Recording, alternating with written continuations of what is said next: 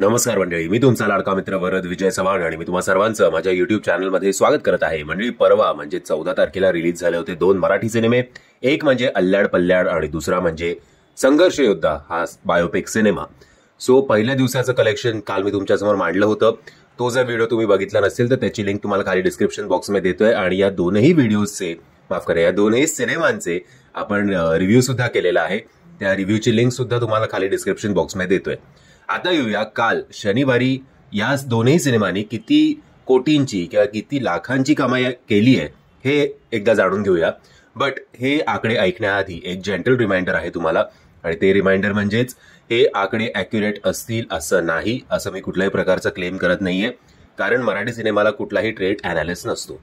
So सगळ्यात आधी बघूया, संघर्ष योद्धा मनोज जरांगे पाटील या सिनेमाने पहिल्या 2 दिवसात किती कोटींची किंवा किती लाखांची कमाई केली आहे. ते विविध वेबसाईट्सनुसार पहिल्या दिवशी या सिनेमाने कमवले होते फक्त 8 ते 10 लाख रुपये.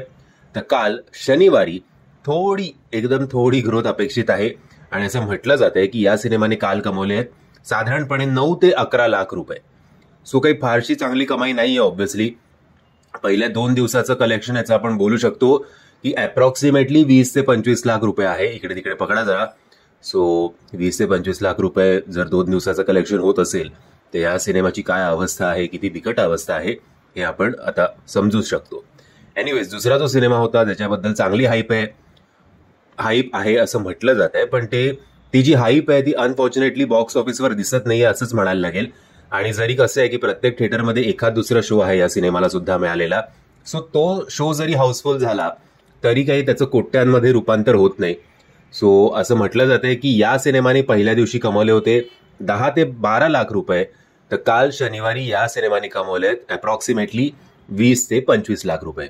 असं करत सो काल जरा ग्रोथ बघायला मिळाली आपल्याला, पण ती ग्रोथ नक्कीच आपण असं खूप अभिमानाने बोलू शकू अशी नाहीये.